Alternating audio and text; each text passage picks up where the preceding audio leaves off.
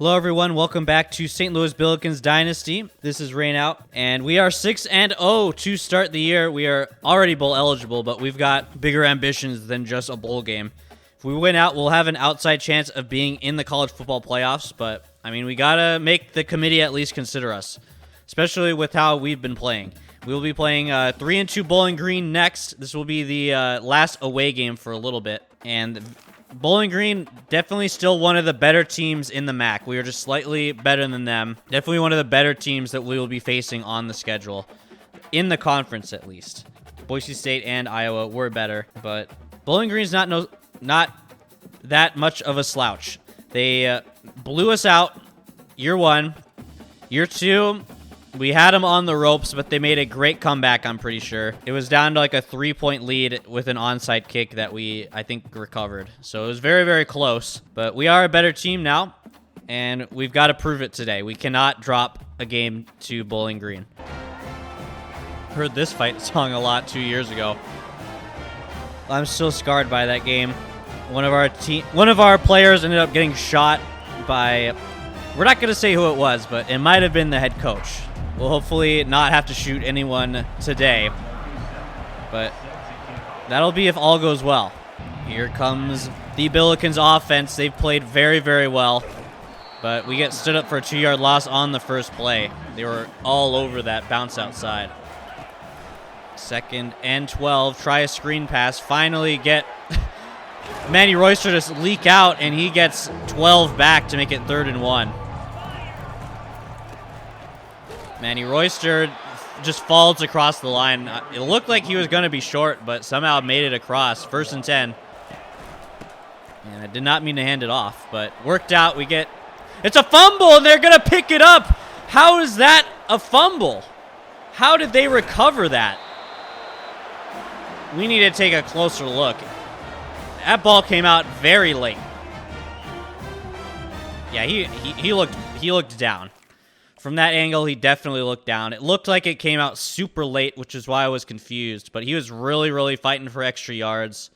That was Ty Hardy, and his knee's down here. He still has control of the ball. Yeah, that cannot be called a fumble. That is an immediate challenge. Yeah, he looked way, way down. If they do not overturn this, I will be shocked.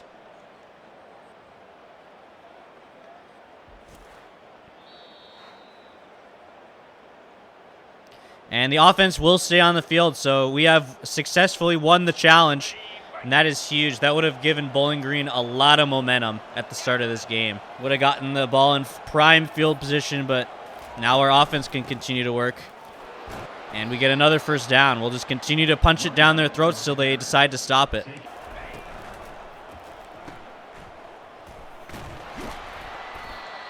Manny Royster only gets 3 on the swing. That play looks promising every single time, but then nothing really comes out of it. I feel like we could be doing a lot more, but there's Manny Royster again. 5 rushes for only 15 yards, but we're doing enough to get 1st downs, and that's all we really need. Haven't passed the ball once. Actually, we did have 1 screen play, so barely even counts as a pass. But what a stiff arm there for Manny Royster. They cannot handle the run right now.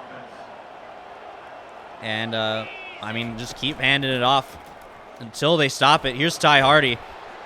He's looking a little banged up already. I think that he took a big hit on that fumble play, which made him lose his grip. But his knee was down. But Manny Royster not checking into the game. There's another good run from Ty Hardy. This is a demolition derby by the O-line. They are just mauling Bowling Green, and they are pinching their D-line so much right now. And they finally get a negative play. That's what it took. I think we just run it one more time for good measure. Does Royster have the speed? Yes, he does. Cuts back inside. It gets it down to 3rd and 3. And they really want us to pass in this spot. I guess we can drop back to pass for the first time today.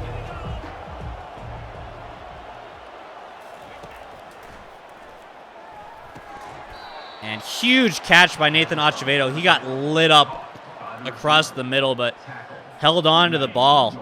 And we've got it 1st and goal at the 2. We have taken up 7 minutes of the first quarter on this drive. The first quarter is almost over, and Bowling Green has not touched the ball yet. This is dominant Big Ten football right here, as we're stood up at the line for no gain. Cameron Teague is in the game for the first time in a long time, and we are not going to pitch the ball to him. We are going to run up the middle.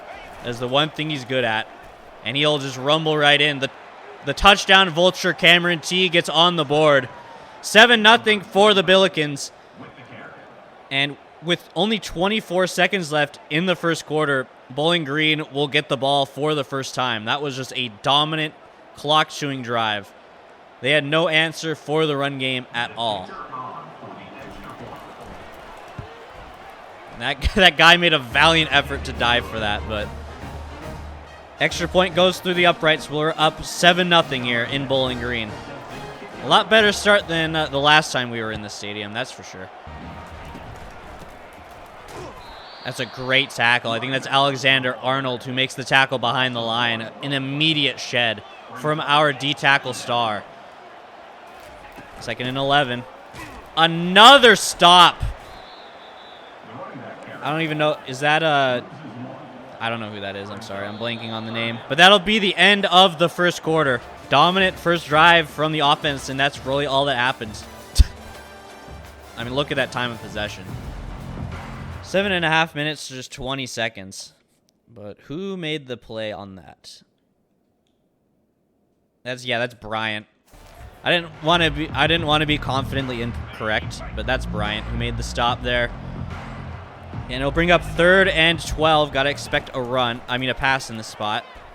And they will, and they'll chuck it deep. And easy interception for Damian Cash. That's like a bit of an arm punt, but we'll get a big return out of it. Tries to cut it back the other way to find daylight, but he's down at the 37. I mean, I don't know what he was trying to do there. Just threw up a prayer. Tried to see if the wide receiver could come down with it, but yes, was underthrown. It was a duck. And a Damian Cash, the freshman, redshirt freshman, came away with the football. Yeah, threw on the run. He had to stop in place and wait for that ball to get to him. There was no chance in hell that was going to work. And a little bit of an arm punt, but a great return gets us down to the 37, and we are in business here.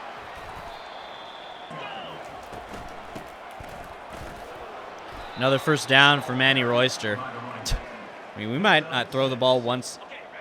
I mean, we have thrown the ball twice already, but they're not giving us a reason to. That's a good stop there, though. And that's why we don't throw the ball. Bad things happen. All right, 3rd and 11. Probably should have ran the ball, but I didn't want to do a read option in that spot, so I couldn't audible to a run. 3rd and 11. We'll just dump it off to Ty Hardy, and he does not have the speed. But there is a flag down. Is that a face mask? Personal foul. Unnecessary roughness. Oh, unnecessary roughness. Okay. I mean, all right. I've never seen that call before. That's the first time unnecessary roughness has been called in a game that I've played. And I mean, it didn't really even look like it. I mean, I guess he's talking about number 21 hits him late here. But our guys get clobbered out of bounds all the time, and nothing gets called. So that bit of a wish-washy call there, but I mean, we'll take it. It extends the drive. Would have been 4th and 5 instead of 1st and 10 at the 10. We will run the ball. Manny Royster can't make the last man miss, but he gets us down to the 4.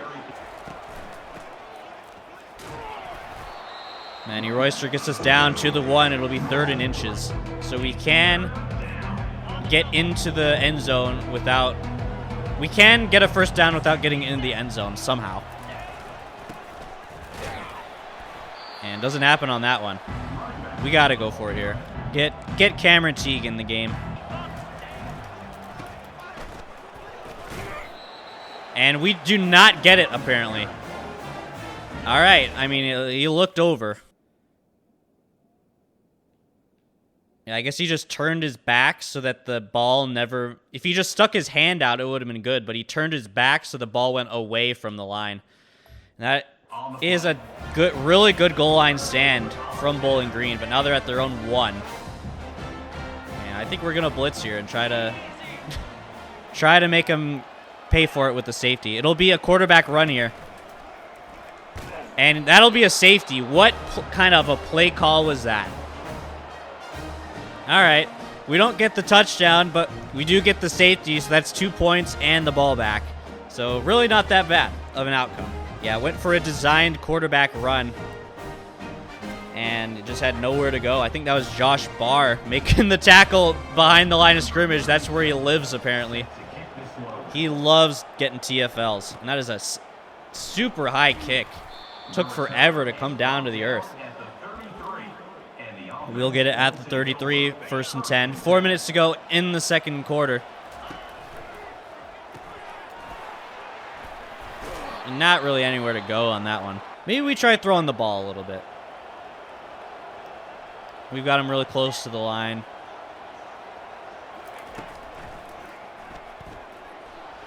We're gonna roll out. Number Y looks open, but I don't want to underthrow him and get picked off. It's a good scramble by Vince Trinidad to get the first down. Kind of bullying Bowling Green here. We're just not letting them touch the ball. And LJ Young Jr. was going to be open, but once again hit as we're thrown. They're getting a lot of pressure on these passing downs. Maybe they're just blitzing every time because they think we're going to run every single time now. That looks open. Dump it off for Alan Dummerville. He's got a lane up the sideline. Big man rumbles down to the 23. What a weird run from Manny Royster, but he makes it work. Gain of 7. Gonna roll out. Try to see if anyone's open. Vince Trinidad can take it himself. That's a wide open lane. He'll get in untouched. So we don't get the touchdown from the 1 yard line, but we get a safety and then just a touchdown anyway. About as good of a possibility as you could hope for, and we could consider going for 2 here. I think that's the smart thing. It'll put us up 17-0. That seems like a normal score, so we'll go for 2 here.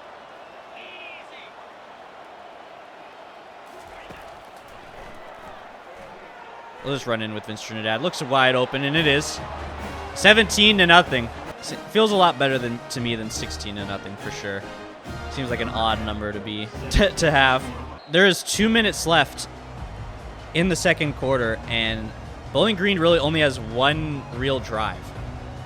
They've had the ball twice on offense, but the second time was a 1-play safety. So really they haven't even had a chance to get an offensive rhythm going.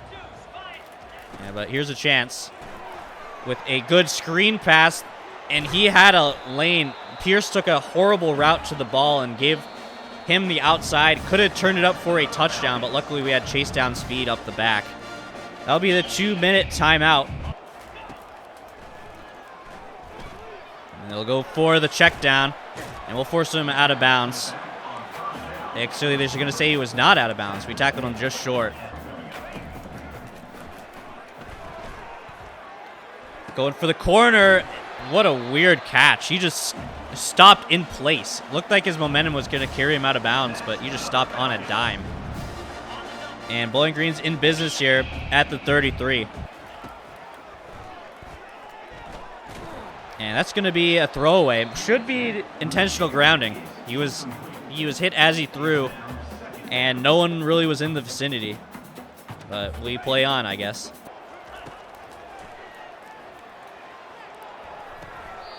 And they're going to say he caught that. What a play. It looked like the defender had his hands all in it. Warren Barron was all over it. Dove in there. And just bobbled and then caught. If this was real life, I would throw a challenge flag saying he didn't have possession. But I mean, that's in his hand. So the game registers it as being caught no matter what. I'll bring up 3rd and 5 instead of 3rd and 10 if that was broken up. And they'll just throw it away on 3rd down. I guess they'll settle for the 3-pointer. See if they can make this from about 37. Or no, 47, I guess. Yeah, right down the middle. You'd expect him to make a kick like that. That's an easy one. And 17-3 now. We got a minute 24 to answer on a drive of our own before the end of the half.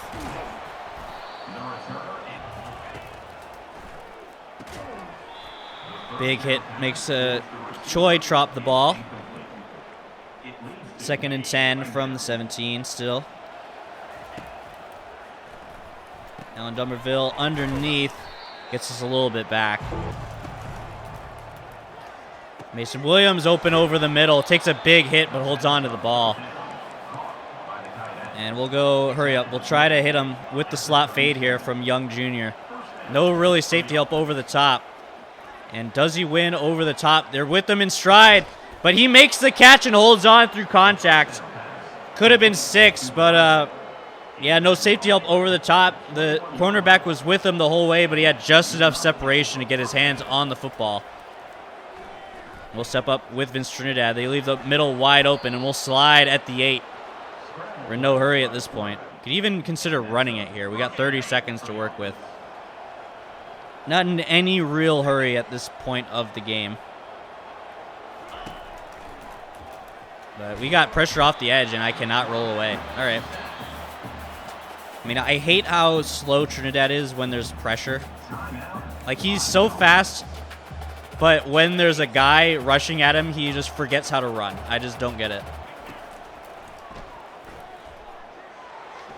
That's a bad decision. Guess we'll call a timeout. Might have to settle for 3 at this point. This is looking a little bleak. Might give LJ Young Jr. a chance on the slot fade. And no, that's going to be a deflected interception. All right. I mean, just perfectly into the safety's hands. And instead of settling for 3, we will get none. I mean, that was a dumb decision. He's come up with 50-50 balls in the past, but he phased through him. I mean, I was wondering what happened, but the guy teleported through LJ Young Jr. to make a play on the ball.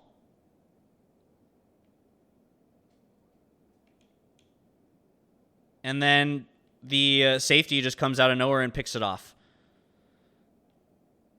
I mean, just like, what am I looking at here? He has inside leverage if he wants to go up for the ball, but teleports into having outside leverage. And I feel like if he stays where he is, there's no way that ball is getting intercepted. So, yeah, the game just glitched me into getting an interception. That's perfect. That's EA Sports College Football for you. 10 seconds left. They'll run the ball here. Yeah, I think that's going to be the end of the first half. All right, 17-3 is your halftime score. I don't know what the fans are doing. They're waving just a rancid smell out of their faces. They don't not like how Bowling Green was shit in the bed that half. Just look at the numbers. We had 15 minutes of possession. They had a minute and a half. That's just utter domination if I've ever seen it. But the scoreline is not as lopsided as I'd like it to be. And would have been really nice if we put up points at the end there. But we got screwed out of it. I'm just going to say that. People are just teleporting through us now. That's what we're dealing with. Gave up the inside with Evan Denson. They get a gain of 7. Once again, give up the inside. I don't know what I'm doing. 2 big runs back to back. That's a good tackle there. Another handoff, but doesn't really go anywhere. Just ran into his own lineman and fell down. Bring up 3rd and 7. Gotta expect a pass in this spot. Gotta play underneath. What a breakup. Somehow got a hand in there to knock it loose. Looked wide open on the corner route, but that's a huge stop at midfield for the defense. Forces a punt. We cannot get Bowling Green We cannot give Bowling Green any momentum in this game. I don't know what Nathan Acevedo was doing there. That was just awful. And instead of good field position, we'll get it at the 12 because Nathan Acevedo's brain turned off. Get the edge with Manny Royster. He's got it, and he's got more. Chased down from behind, but not until he gets up to the 33 in one play. They've really got a safety watching the slot fade here. He does creep up, though. He doesn't really follow. We'll give it a shot. And he makes the catch. Wow. They didn't really try to contest there. They just let him catch it and then tried to jar it loose with a big hit. But LJ Young Jr., he is holding on to those kinds of balls. Another good catch for him on the Jets. I mean, on the slot fade. Here's Manny Royster getting another long 4 for us. Ty Hardy only gets us 2. Bring up 3rd and 4. We need our protection to hold up here. That's the bottom line. That's horrific throw. What am I doing? Tried to throw with anticipation to the curl route, but, I mean, the dude was standing where the curl route was going to end. Just threw it right at him. Josiah Galvin was the one who made the play. There was a guy screaming off the edge, had to get rid of it. But, yeah, that's what you get when you throw with anticipation in this game. You get punished. Yeah, he's just lurking right where the curl's going to end. And I don't know if anyone else is open. Yeah, Mason Williams is stuck again. So, and then everyone else is covered, so. Yeah, I don't know. Just tried to make a play, didn't work out. Sometimes that happens in this game. They just don't give you a chance to succeed in this game. Still 17-3. And try to get a speed burst to the outside, but we're there to swallow up, only a gain of 1. It was going to be an RPO. And we somehow wrap up. That was a suction into an animation, but we'll take it because it went our way. Bring up 3rd and 2. I think we're going to blitz for it.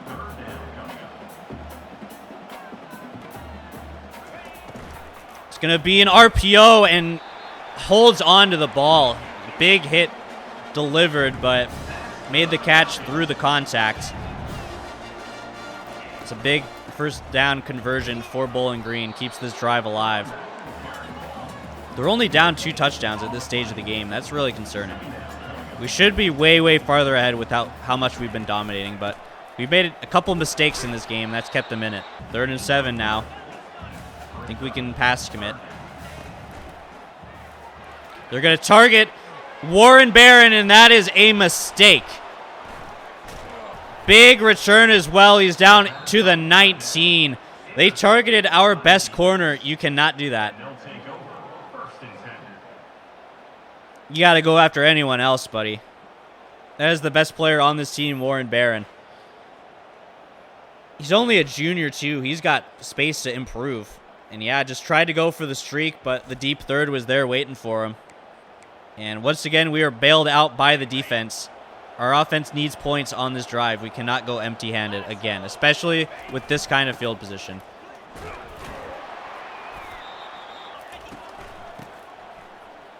Here's Manny Royster, gets the first down. And we're at goal to go from the 7-yard line. I don't feel like throwing the ball again. I think we just run it. Do not want to throw another pick.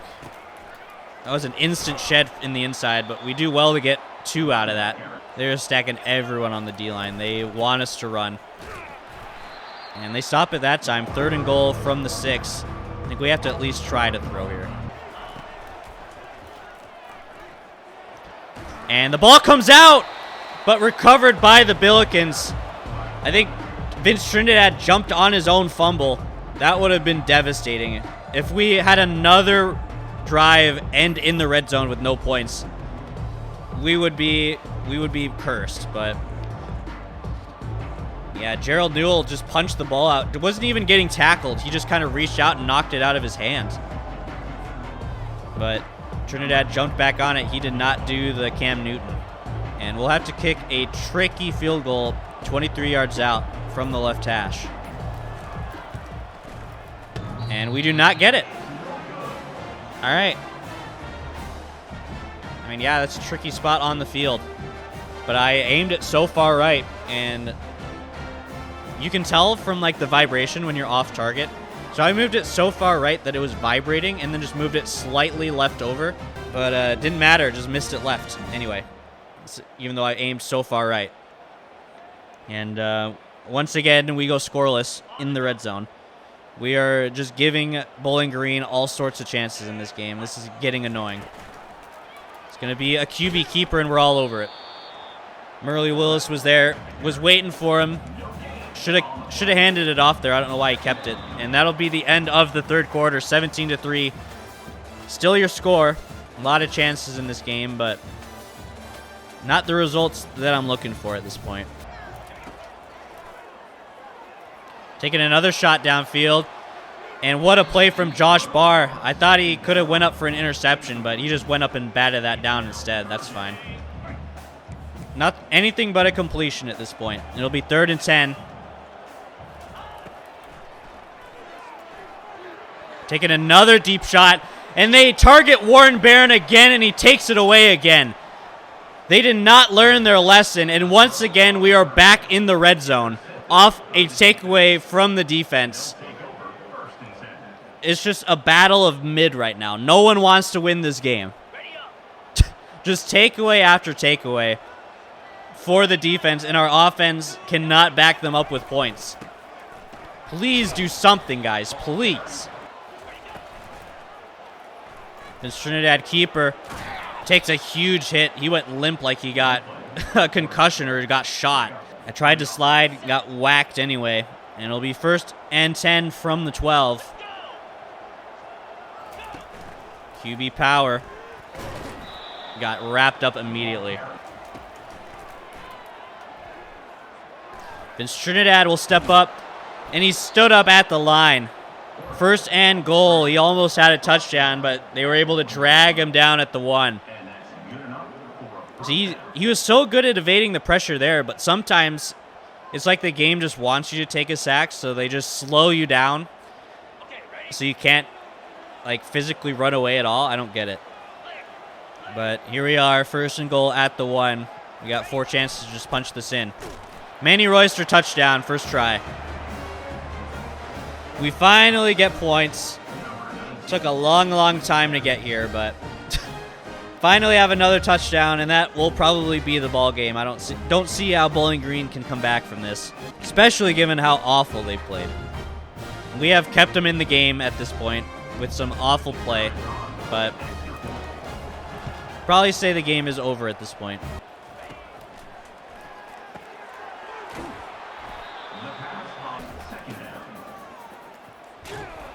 Pitch out. We stop him 3rd and inches. I think we just blitz here. And we stand him up in the hole. It'll be 4th and 3. You got to expect them to go for it, and they will. And just, that was a good play design. Drew all the zones deep, and then it had a guy just stop and wait. And Bowling Green keeps the game alive with that 4th down conversion. Play action, but an immediate sack. We get there in a hurry. That's Murley Willis. I've said his name a lot. Once again, almost transferred in the offseason because of playing style. And we convinced him to stay even though he had a low chance of success on the convince.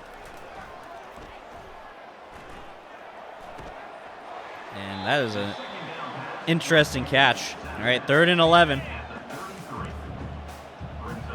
Would love a turnover on downs in this spot. Would love it. Yaboa's after him, and he'll bring him down. What a tackle from the freshman, and it is now 4th and 23. Last chance for Bowling Green. They don't have any routes going down the field. They finally get it down, and what an interception by Sidney Pierce. Did not matter. He could have batted that down, and we would have had better field position, but we will add an interception to our stat column. And what an interception that was. Went up like a wide receiver to get that. and got 1 foot in bounds as he was falling back. What a crazy interception. Yeah, he went up for that one. Yeah, what a play by the senior free safety. Manny Royster is hurt. We might need to get him out of the game. 3 minutes left. We don't want anyone getting injured here. We're just trying to run the clock down. Yeah, let's get Ty Hardy into the game. Maybe even Cameron Teague. We might get him a couple touches. Yeah, screw it. Why not? We don't want Ty Hardy getting injured either. So let's put our big power back into the game. See what he can do. He's got deceptive speed. Cameron Teague. He doesn't see the field enough. We don't run enough jumbo sets for him to see the field as a power back. See what he can do as a blocker, though. Doesn't really hold the edge for Allen Dummerville, but gain of 7. That'll be the 2-minute warning, and I don't really see Bowling Green calling their timeouts in this spot, so I think we'll just run the ball a couple times, end the game. Don't try to do anything too fancy. He just bulldozed him over, though. Cameron Teague is very fun. He's got 80 strength, and he just run guys over sometimes. Oh my goodness, this dude is a tank. This guy is so fun to run with. He's not very elusive, but he's got great downhill speed, and he will run guys over. He just put the hit stick on him. All right, that'll be the end of the game. Was a little rough at times, especially in that 3rd and 4th quarter. We just could not take advantage of the opportunities given to us, but we do enough to win. Warren Barron is your player of the game with 2 interceptions. Tried targeting him on his deep third, and he had it locked down. LJ Young Jr. had a great game, too. Had a couple 50-50 balls he came down with. Unfortunate that he had someone teleport through him, though, which was odd. But, yeah, another win for the Billikens. We moved to 7-0. And our revenge run through the MAC continues. We remember how they treated us Season 1. We remembered how they blew us out and ran it up and rubbed it in our faces and laughed about it. Well, we're the ones laughing now. We're the ones doing the punishing at this point in the rebuild, and I am all for it. As for stats, Vince Trinidad, 174 yards to the air, 2 interceptions, no touchdowns. He did have a couple on the ground, I want to say. But yeah, not the best passing performance from him for sure. On the ground, Manny Royster was a bell cow. He had 22 attempts, which is just crazy. We just kept force-feeding him the ball. Almost got 100 yards, but stopped at 99. Had 1 touchdown. Vince Trinidad had a touchdown. Cameron Teague had a touchdown. Yeah, a lot of running game going on today. LJ Young Jr. had 2 catches for 84 yards. Dermerville had 3 for 48. That was really about it. No catching touchdowns at all. And on defense, Merle Willis had 2 TFLs and then a lot of single TFLs. 1 sack for Matthew Yaboa and then half for Merle Willis and Zach Waters. 2 interceptions for Warren Barron, 1 for Sidney Pierce and 1 for Damian Cash. Yeah, just more of the same, I guess. Would have loved more offensive consistency, but once again, our defense comes up absolutely clutch. Only 3 points given up is insane. Like, it's one of the better teams in the MAC, too. It should not have been this lopsided. And it could have been even worse if our offense had a pulse. But we will take a win like this for sure. All right, good win. Next week is our bye week, I want to say. So we will have a couple recruits visiting. This might be a bit more of a recruiting episode. Don't think I have to do anything else. We did move away from Marquis Papeau, so I will expect him to commit to Ole Miss next week. Just they had too much influence for us to keep up with, which is why we're switching over to JJ Speed as our new quarterback of the future. But we'll just advance the week, see what happens. Holy cow, we lost James Linder. That is crazy. Notre Dame had the biggest push of all time to get him. I had him on a visit week 8 because that was the soonest we could get him in. I thought the influence gain didn't really look that big. I thought, all right, we'll be able to jump him with a week 8 visit and then we'll land his signature. But we have lost James Linder to Notre Dame. That is a brutal loss.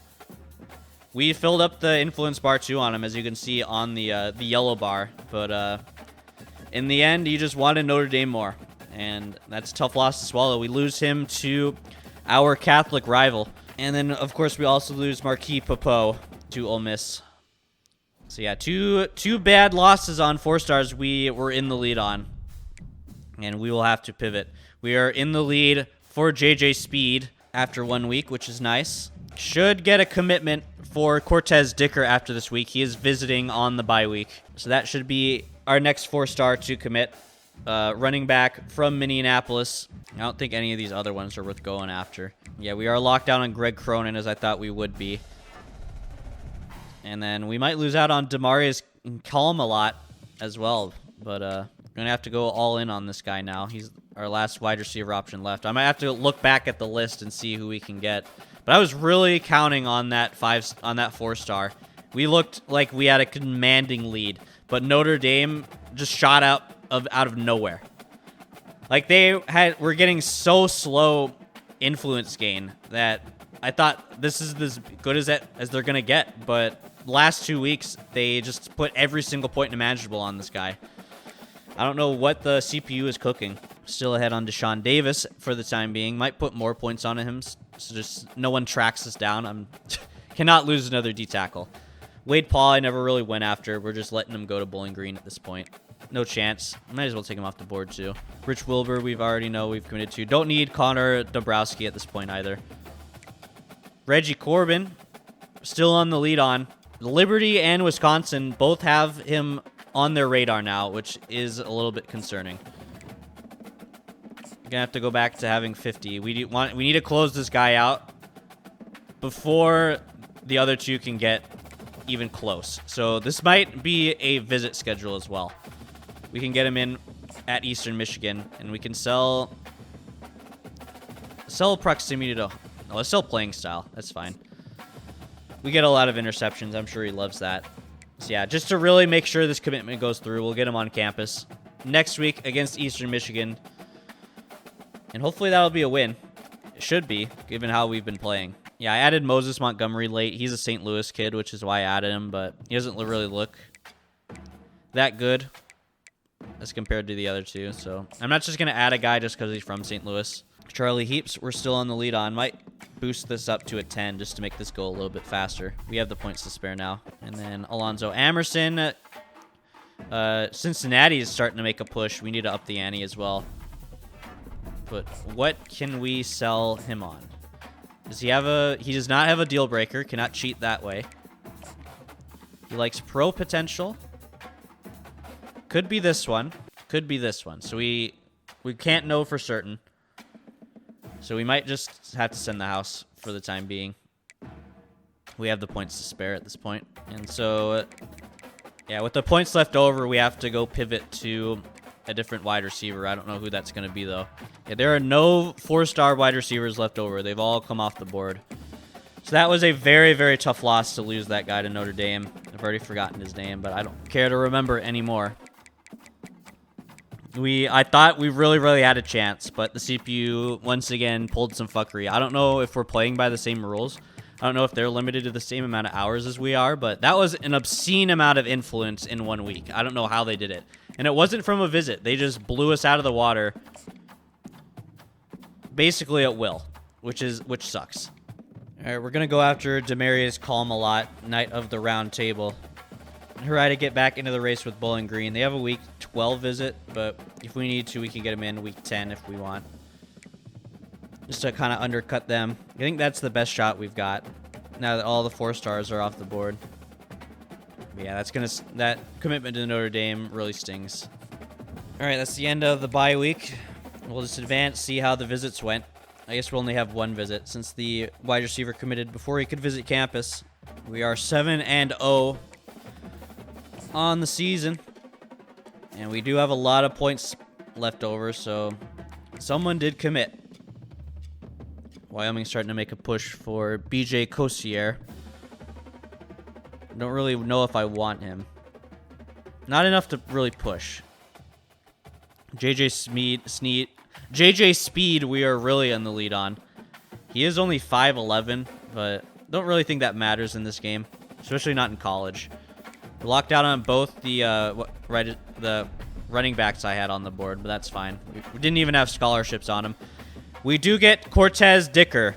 Our second 4-star is now a St. Louis Billiken. We beat out Nebraska and Minnesota for him. And he should be a big ad. He's only got a B- playing time, so he'll probably wear a red shirt his first year.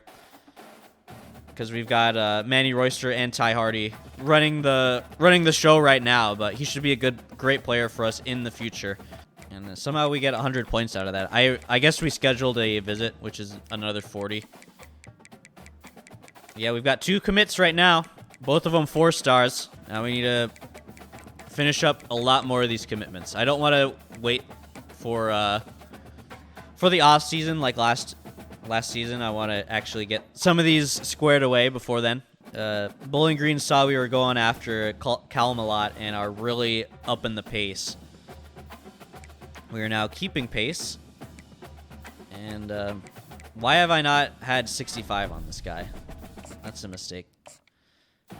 Now I got the full on him. We might even schedule a visit. We can get him in against Ball State. It'll be a rivalry game, so we get a bonus. It might be worth it. I'll swing back on it, but that's definitely something to consider. We can get him in before that Week 12 Bowling Green visit. Definitely worth keeping an eye on.